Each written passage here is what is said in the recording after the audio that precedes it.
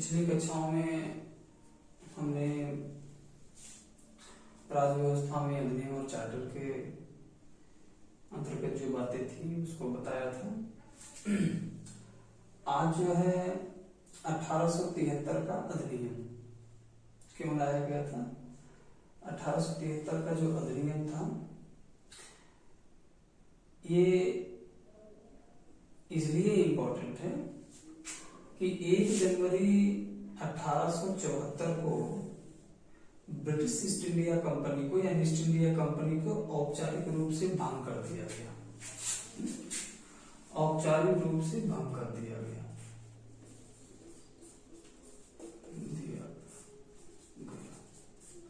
यानी कि 1873 का जो अधिनियम लाया गया था इसकी सबसे महत्वपूर्ण विशेषता रही है कि 1 जनवरी 1874 को यानी 1 वर्ष बाद 73 को पारित किया गया था और 74 में ईस्ट इंडिया कंपनी को औपचारिक रूप से भंग कर दिया गया।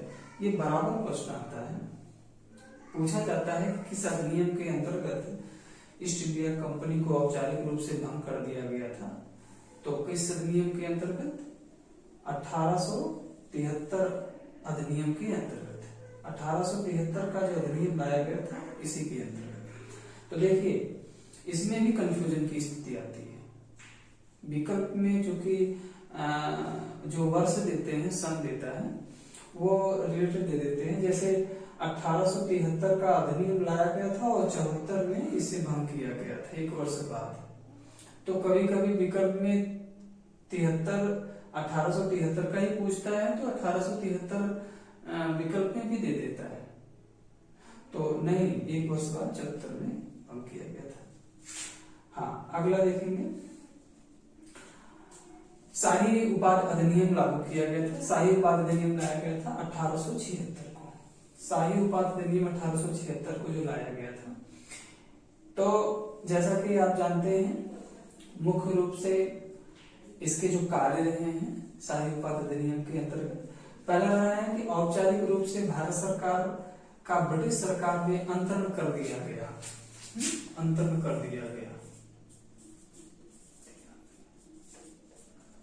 अंतरण कर दिया गया। यानी कि औपचारिक रूप से भारत सरकार का ब्रिटिश सरकार में अंतरण करने का कार्य जो है शाही उपाधि अधिनियम 1876 में लाया गया था। तो इस प्रकार से भी प्रश्न आते हैं। शाही उपाधि अधिनियम के अंतर्गत सबसे इंपॉर्टेंट जो है, सबसे इंपॉर्टेंट प्रश्न आता है, मोस्ट इंपॉर्टेंट प्रश्न है। तो शाही उपाधि अधिनियम के अंतर्गत आता है 28 अप्रैल 1876 को लॉर्ड लिटन द्वारा महारानी विक्टोरिया को भारत की सामग्री घोषित किया गया।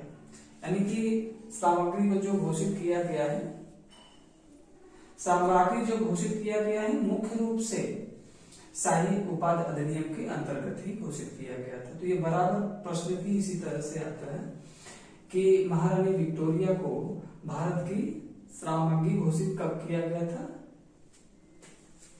तो शाही उपाधि अधिनियम 1876 के अंतर्गत। इस प्रकार के भी प्रश्न पूछते हैं बराबर। तो शाही उपाधि अधिनियम से ये प्रश्न आते हैं। अगला जो अधिनियम लाया गया था भारत सरकार अधिनियम 1909।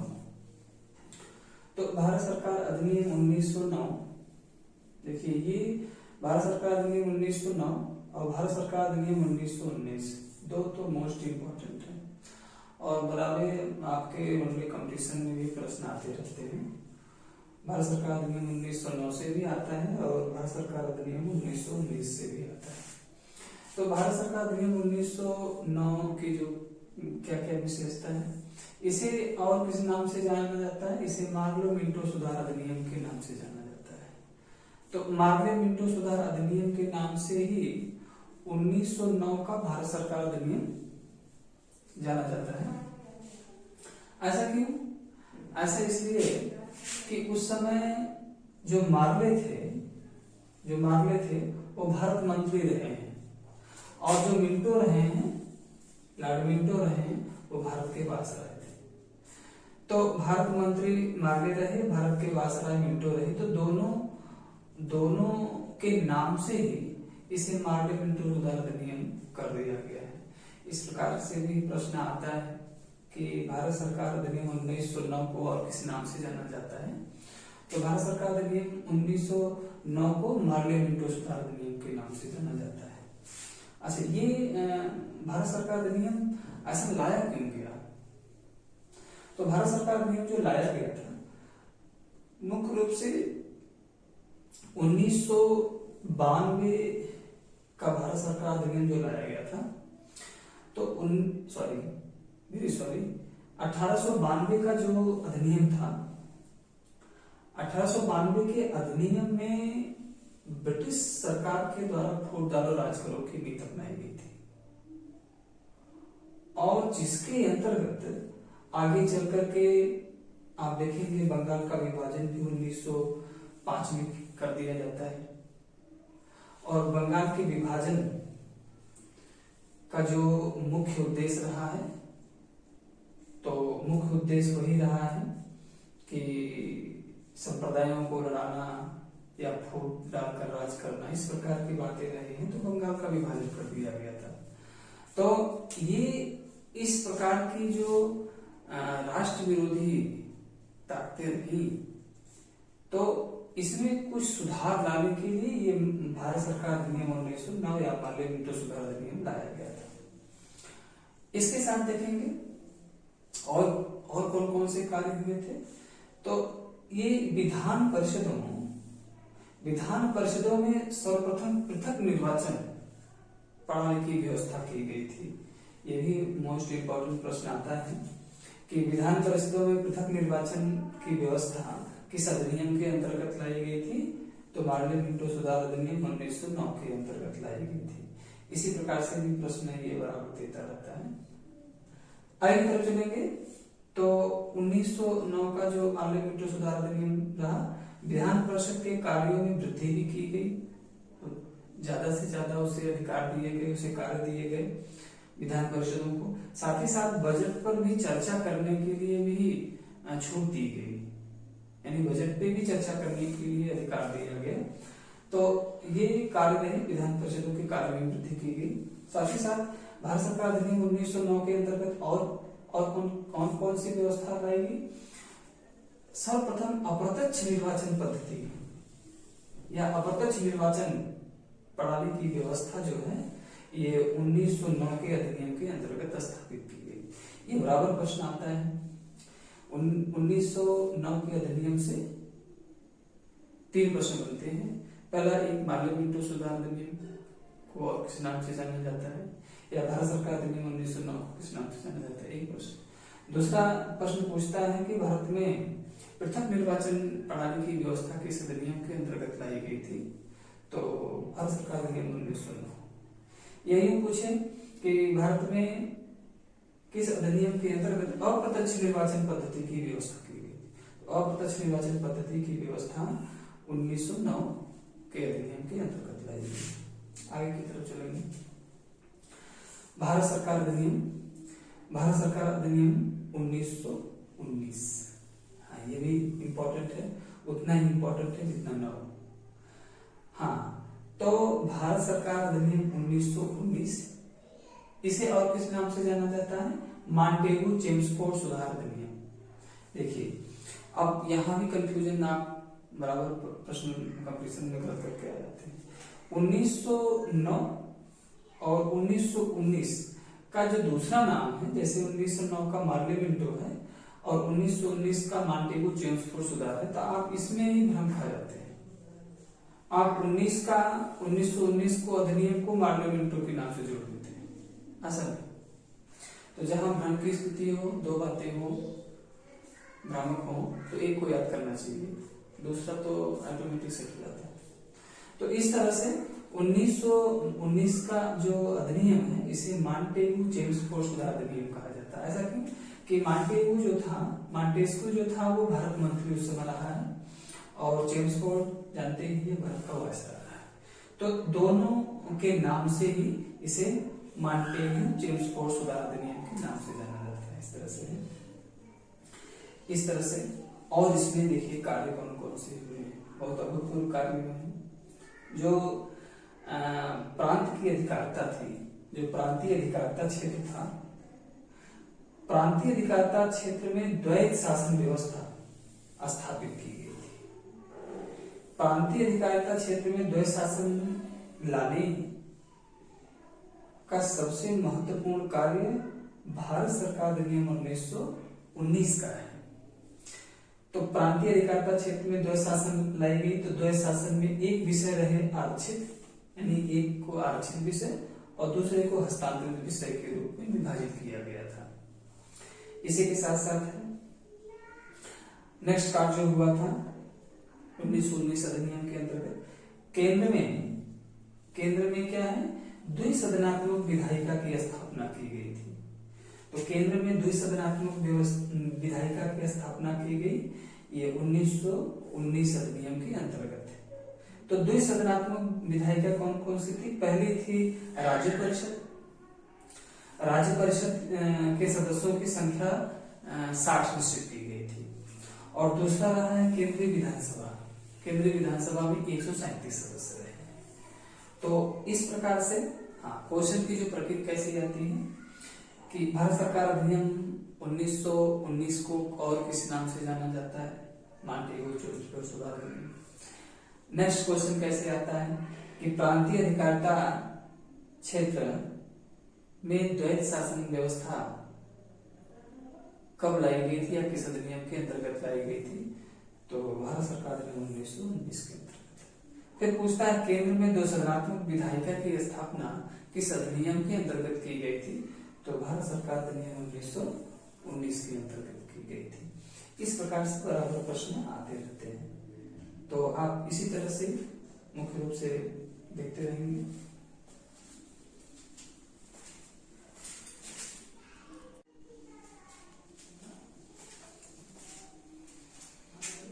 भारत सरकार अधिनियम 1935। भारत सरकार अधिनियम 1935 के अंतर्गत कौन कौन सी व्यवस्थाएं की गई?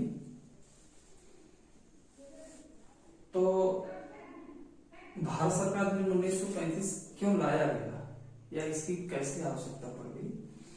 तो ढेर सारी बातें हैं, ढेर सारे विषय हैं। सबसे पहले देखेंगे जब साइमन कमीशन 1927 में इसका गठन किया गया था। साइमन कमीशन के गठन के बाद जब साइमन कमीशन भारत आया तो जैसा कि आपको पता ही होगा कि सारे सदस्य अंग्रेज थे। इसका भारत के राष्ट्रवादियों ने बहुत विरोध किया और मुख्य रूप से जो भारतीय थे स्वतंत्रता की मांग और उनकी मुखर हो गई। तो स्वतंत्रता की मांग और मुखर हो गई। पिछला जो ऐतिहासिक घटनाक्रम रहा, जैसे 10 अगस्त 1928 को नेहरू समिति का गठन कर दिया गया था मोतीलाल नेहरू की अध्यक्षता में। इस समिति के गठन का भी रोल रहा है कि 1935 का अधिनियम लाया गया। इसके एवज में 29 मार्च 1929 को जिन्ना द्वारा 14 सूत्री मांग प्रस्तुत कर दी गई। जिन्ना के द्वारा 14 सूत्री मांग जो प्रस्तुत की गई 1929 में, ये भी एक आधार था भारत सरकार अधिनियम 1935 लाने का। फिर क्या है, प्रथम गोलमेज सम्मेलन 1930 आयोजित किया गया। प्रथम गोलमेज सम्मेलन 1930 में आयोजित किया गया। द्वितीय गोलमेज सम्मेलन जो है 1931 में आयोजित किया गया। तृतीय गोलमेज सम्मेलन 1932 में आयोजित किया गया था। ये भी सभी विषय भारत सरकार अधिनियम 1935 को लाने में जुड़े हुए हैं। तृतीय गोलमेज सम्मेलन में जब 1932 में आयोजित किया गया तो ब्रिटिश संसद द्वारा श्वेत पत्र जारी कर दिया गया और श्वेत पत्र जो जारी किया गया वही एक आधार बना कि जो भारत सरकार अधिनियम 1935 लाया गया मुख्य रूप से। ये सभी आधार हैं जो 1935 अधिनियम लाया गया। साथ ही साथ इसके विषय जो थे ब्रिटिश संसद में जब 1932 में तृतीय गोलमेज सम्मेलन में श्वेत पत्र जारी किया गया तो 321 जो थे उसमें अनुच्छेद थे और 10 अनुसूचियां उसमें शामिल की गई थी। इस तरह से उसके अपने विषय रहे। और कौन कौन से कार्य हुए थे उसमें, महत्वपूर्ण या लोक महत्व के कार्य कौन कौन से, संघ एवं केंद्र की शक्तियों का विभाजन हो गया। संघ की शक्ति और केंद्र की शक्ति, दोनों शक्तियों का विभाजन यानी शक्तियों का पृथक्करण हो गया। तो ये भी वनडे कंपटीशन बराबर प्रश्न आते हैं। संघ एवं केंद्र की शक्तियों का विभाजन किस अधिनियम के अंतर्गत लाया गया था? तो भारत सरकार अधिनियम 1935 के अंतर्गत लाया गया था। इसी तरह से अगला भी प्रश्न पूछता है कि संविधान, इस तरह से पूछता है कि इसमें 1935 में और कौन कौन से कार्य हुए थे कि संविधान की 7वीं अनुसूची में 3 सूचियां जोड़ी गई थी। अब देखिए मोस्ट इंपॉर्टेंट प्रश्न है, 3 सूचियां जो जोड़ी गई थी, 3 सूचियां जो जोड़ी गई थी, ये है भारत सरकार अधिनियम 1935 के अंतर्गत। संविधान में आपको पता ही होगा कि 7वीं अनुसूची के अंतर्गत ही 3 सूचियां आती हैं, संघ सूची, राज्य सूची और समवर्ती सूची। तो यह जो विषय है यह 1935 के अधिनियम में लाया गया था। अगला है देशी जो रियासतें थी, देशी रियासतों का जो विलय पत्र था, विलय पत्र पर हस्ताक्षर कर दिया गया और उन्हें भारतीय संघ में शामिल होने की स्वतंत्रता दे दी गई। यानी कि जो देशी रियासतें होंगी वो भारतीय संघ में शामिल हो सकती हैं, इसके लिए भी छूट दे दिया गया भारत सरकार अधिनियम 1935 के अंतर्गत। अगला प्रश्न इससे और बनता है कि प्रांतीय शासन के अध्यक्ष के रूप में राज्यपाल की नियुक्ति की जाएगी या की जा सकती है। मोस्ट इंपॉर्टेंट प्रश्न ये आता है, ये मोस्ट इंपॉर्टेंट प्रश्न आता है, बराबर पूछता है कि प्रांतीय शासन के अध्यक्ष के रूप में राज्यपाल की नियुक्ति की जा सकती है। यह भारत सरकार अधिनियम 1935 के अंतर्गत लाया गया था। हाँ, आगे की तरफ देखेंगे, हमने बताया था कि 1935 अधिनियम लाने के आधार में आपके नेहरू समिति भी रही है, नेहरू समिति भी रही है, जिसका गठन 10 अगस्त 1928 में किया गया था। तो नेहरू समिति में जो सदस्य थे, हमने बताया कि मोतीलाल नेहरू उसके अध्यक्ष रहे हैं। और बराबर ये भी वनडे एग्जाम में पूछता है कि नेहरू समिति के अध्यक्ष कौन थे, या यूं पूछ देता है कि नेहरू समिति में कितने सदस्य थे। कभी कभी इस तरह से पूछता है कि भ्रम पैदा करना चाहता है कि इस तरह पूछता है कि अध्यक्ष को लेकर के नेहरू समिति में कितने सदस्य थे। तो अध्यक्ष को लेकर के 11 सदस्य थे, कुल 11 थे। तो अध्यक्ष को, तो वो केवल एक भ्रम की स्थिति पैदा करना चाहता है। तो मोतीलाल नेहरू जो थे वो अध्यक्ष के रूप में रहे हैं। और अन्य सदस्य कौन कौन से रहे हैं, कभी कभी इस तरह से भी वनडे कंपटीशन पूछता है, जैसे 11 सदस्य हैं, सारे 11 सदस्यों के नाम आपको याद करने पड़ेंगे या एक कॉन्सेप्ट बनाना पड़ेगा कि कौन कौन से सदस्य, क्योंकि ये पूछता है कि निम्नलिखित में से कौन नेहरू समिति का सदस्य नहीं रहा है, नहीं करके प्रश्न आता है, तो आपको 11 संख्या जाननी जरूरी होगी। तो इस तरह से बराबर प्रश्न आते हैं। तो मोतीलाल नेहरू अध्यक्ष रहे हैं, उसके साथ सुभाष चंद्र बोस सदस्य रहे हैं और जवाहरलाल नेहरू सदस्य रहे हैं, अली इमाम सदस्य रहे हैं, कुरैशी सदस्य रहे हैं, आड़े सदस्य रहे हैं, जयकर सदस्य रहे हैं, आर प्रधान सदस्य रहे हैं, मंगल सिंह सदस्य रहे हैं, तेज बहादुर सप्रू रहे हैं और एन जोशी, ये 11वें सदस्य रहे। इस तरह से भी प्रश्न आते हैं। हाँ, इसके साथ साथ हमने बताया था कि भारत सरकार अधिनियम 1935 के अंतर्गत ही आपके 1937 में जो प्रांतीय विधान परिषद विधानसभा का जो चुनाव हुआ था, उसका मुख्य रूप से 1937 के चुनाव का जो आधार बना था वह भारत सरकार अधिनियम 1935 के अंतर्गत ही बना था। तो 1937 में मुख्य रूप से 11 प्रांतों में निर्वाचन हुआ था और 11 प्रांतों में, कुल 11 प्रांतों में हुआ था, जिसमें 6 प्रांतों में कांग्रेस की पूर्ण बहुमत की सरकार बनी थी और कांग्रेस की और भी अन्य जो 7 प्रांत थे उसमें कहीं मिली सरकार रही, कहीं किसी पर प्रजा पार्टी की सरकार रही। इस तरह से भी पूछता है। तो इसके अंतर्गत जो 11 प्रांतों में सरकार बनी थी, मद्रास में जो निर्वाचन हुआ था तो उसमें जो है सी राजगोपालाचारी वहां के मुख्यमंत्री रहे हैं और मद्रास में बम्बई में जो रहे हैं, मद्रास में सी राजगोपालाचारी मुख्यमंत्री बने थे, बम्बई में जो मुख्यमंत्री बने थे वो बीजी खरे रहे हैं। ये भी बराबर कंपटीशन में पूछता है कि 1937 में हुए प्रांतीय विधान परिषद के निर्वाचन में बम्बई का मुख्यमंत्री किसे नियुक्त किया गया था, तो इस तरह से भी पूछता है। बिहार में भी निर्वाचन हुआ था, तो डॉक्टर श्री कृष्ण सिन्हा रहे हैं मुख्यमंत्री वहां पर। संयुक्त प्रांत मोस्ट इंपोर्टेंट प्रश्न आता है, संयुक्त प्रांत जिसे आप उत्तर प्रदेश कहते हैं। तो उत्तर प्रदेश के पहले मुख्यमंत्री गोविंद वल्लभ पंत को भी पूछता है, उत्तर प्रदेश के पहले मुख्यमंत्री रहे हैं। यह 1937 के निर्वाचन में। तो संयुक्त प्रांत ही उत्तर प्रदेश है। फिर बरार जो प्रांत रहा है वहां रविशंकर शुक्ला रहे हैं। उड़ीसा प्रांत में रहे हैं मुख्यमंत्री DN दास। उत्तर पश्चिम सीमा प्रांत में रहे हैं खान साहब और सिंध प्रांत में रहे हैं अली खान। असम में रहे हैं बरदोलई। पंजाब में जो रहे हैं सिकंदर हयात खान और बंगाल में रहे हैं फजलुल हक। ये प्रत्येक प्रांत के मुख्यमंत्री निर्वाचित किए गए थे, जिसमें सबसे इंपॉर्टेंट संयुक्त प्रांत उत्तर प्रदेश का तो गोविंद वल्लभ पंत पहले मुख्यमंत्री रहे हैं। इस तरह से प्रश्न कंपटीशन बराबर आते हैं भारत सरकार में 1935 के अंतर्गत। तो मेरे कहने का मतलब है कि ये भारत सरकार में 1935 और विस्तार में है, लेकिन मुख्य रूप से जो मनोधारणा है कंपटीशन में प्रश्न जैसे आते हैं उसी तरह से मैं आपको पढ़ा रहा हूं। तो ये इस तरह से शामिल किए गए हैं विषय। साथ ही साथ जिन साथियों ने मेरे YouTube चैनल को सब्सक्राइब नहीं किया है तो प्लीज सब्सक्राइब करें, शेयर करें अधिक से अधिक, और अगली वीडियो के साथ पुनः उपस्थित होंगे। तब तक के लिए